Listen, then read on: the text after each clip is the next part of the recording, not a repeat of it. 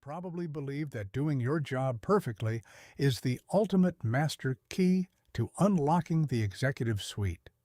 You show up early every single day. You consistently crush your tasks long before the actual deadline. You anticipate and solve catastrophic problems before your boss even has a chance to panic. In fact, your boss has completely stopped checking in on you because, quite frankly, they just don't need to.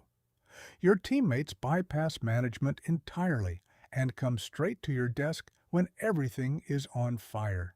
In your head, you are winning the corporate game. You are doing absolutely everything by the book. Except you are not winning. What you have actually built, brick by brick, without even realizing it, is a beautifully disguised, inescapable cage. And this specific cage does not cost you a few missed bonuses. It costs you years of your prime professional life. Let me be perfectly clear before we go any further. I am not standing here telling you that competence is useless. It absolutely matters. The fundamental trap is triggered when you treat raw competence like it is your entire strategic plan. And in the vast majority of modern workplaces, that is exactly the fatal error almost everyone makes. Let us break down the brutal psychology of why this happens. The exact moment you become truly exceptional at your daily execution, a silent shift occurs in the company's hierarchy.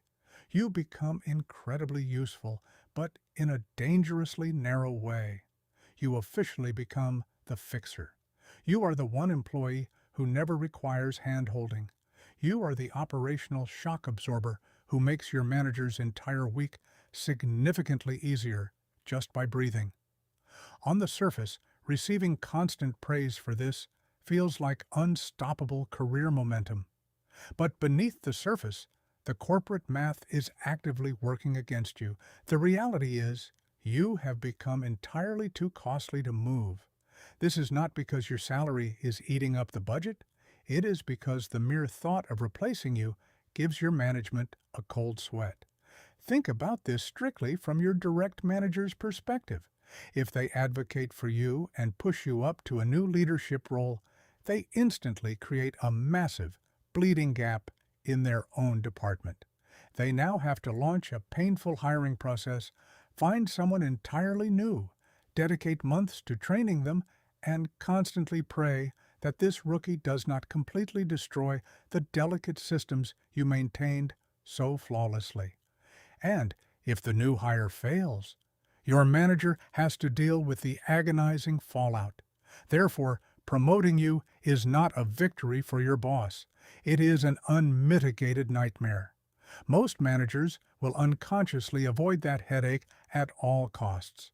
Keeping you permanently anchored to your current desk is the path of least resistance for literally everyone in the building, except for you. This is the exact point where career frustration peaks. From your perspective, you are a rock star.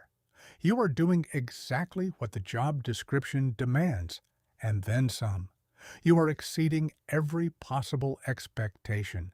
And yet, this flawless execution is the very anchor drowning your upward mobility. So, what does the company offer you instead of a real promotion? They expand your role sideways. They punish your efficiency with what I call horizontal expansion. They slide the toxic project nobody else wants onto your desk. They designate you as the unofficial mentor who must onboard every single new hire. They assign you the nightmare client that makes everyone else in the agency want to quit their profession. And you take it all. You take it because you are the reliable one, the ultimate team player who never pushes back. Before you even notice, you are doing the grueling labor of 3 different people, but you are still holding the exact same junior title and collecting the exact same paycheck. None of that extra bleeding effort transforms into a promotion. It just manifests as more of the same work, only infinitely harder. Now, here is the part of the competence trap that truly destroys careers. When you have completely mastered your current role, your personal growth flatlines. I do not mean you become lazy or stop caring. I mean you have officially figured out every single shortcut in the system.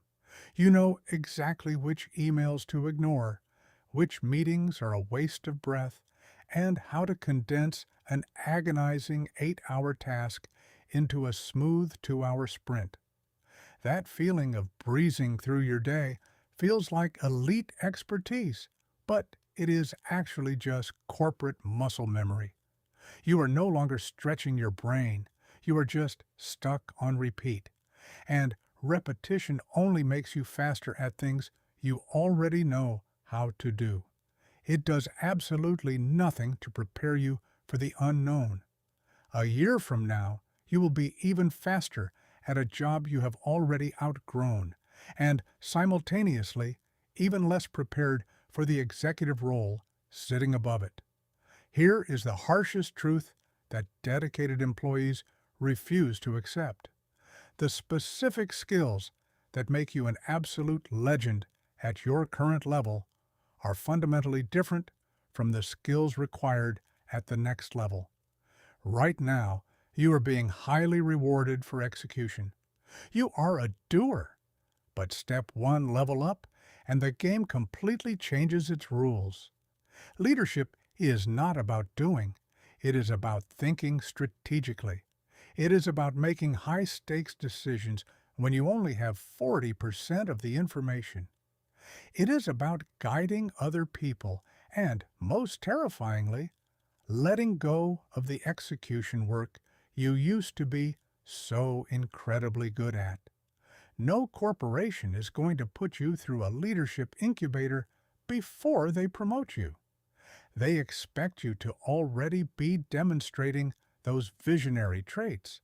But, paradoxically, they refuse to give you the time or the space to develop them, because they desperately need you down in the trenches, doing exactly what you are doing right now. This creates a deeply toxic loop. Your annual performance review is flawless. Your manager literally sings your praises about your consistency. But the second a director or VP role opens up, your name does not even make it to the whiteboard.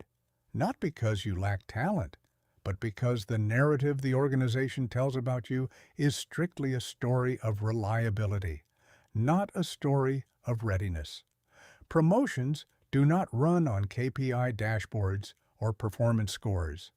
Promotions run on stories. The executives making these life-changing decisions are not reading your perfectly formatted quarterly metrics. They are sitting in a dimly lit boardroom, asking each other a simple question. Who feels right for this?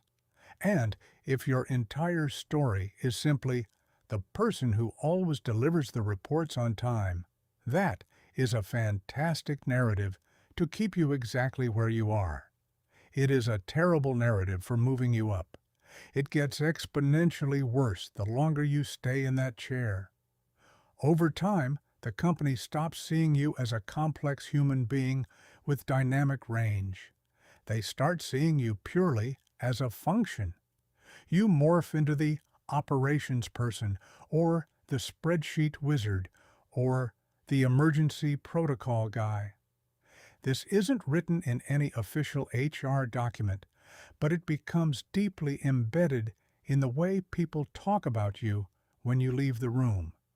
Once that functional label locks into their brains, it solidifies into a concrete ceiling. They literally cannot visualize you leading a massive division because they are so deeply conditioned to see you carrying the mental heavy lifting of the grunt work. The longer you stay in the role, the more that temporary label feels like an absolute fact. This functional pigeonholing is the exact reason why highly talented, brilliant professionals often have to completely leave a company just to secure the title bump they deserve. It is not because the company was inherently evil, it is because the company had already cemented its opinion about who they are. Sometimes, the only viable way to become something entirely new is to walk into a completely new building where nobody has a pre-existing bias about your capabilities. I know that feels incredibly unfair. You followed the rules. You did everything the system asked of you. You were the low-maintenance, dependable rock who never complained.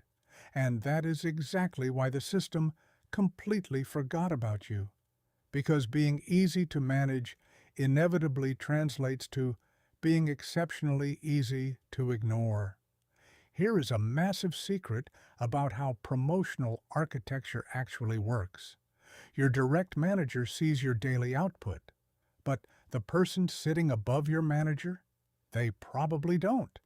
And the person above them, they definitely don't. Yet, those are the exact people holding the keys to your upward mobility. These decisions are not made during your formal 360-degree review. They are made in passing during casual hallway conversations, during golf games, in succession planning retreats, and in offhand comments about who has the right energy for more responsibility. In those pivotal moments, they are relying purely on reputation. If nobody in that room is actively telling your story, you simply do not exist. Furthermore, your silent humility is actively sabotaging you. When you keep your head down and just do great work, executive leadership misreads that silence as total contentment. If you are not actively raising your hand and declaring that you want more, they naturally assume you are perfectly happy in your current trench.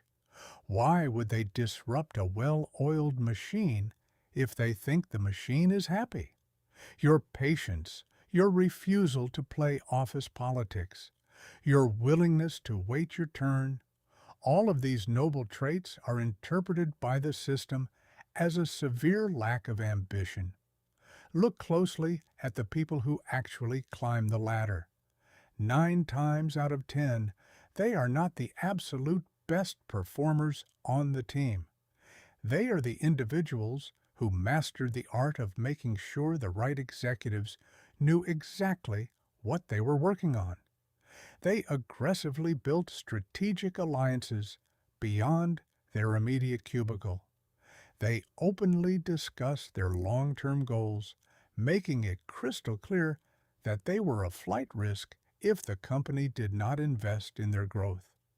That specific clarity creates corporate urgency. Suddenly, developing that person becomes a top priority. You might think playing this game is manipulative, and honestly, it is. But it is the game being played around you every single day, whether you choose to participate or not. Being highly competent is merely the starting line. It is not the finish line. The professionals who shatter the ceiling are the ones who learn to ruthlessly communicate their value. They force their goals to be visible. Most importantly, they are willing to become uncomfortable. They start taking on strategic work that stretches their mind, even if it means their daily execution drops from 100% to 90%. They are investing in their future identity instead of endlessly perfecting their past. Competence earns you a stable paycheck and respect, but it does not earn you forward motion. Stop building a beautifully furnished room with no doors and start demanding the keys to the elevator.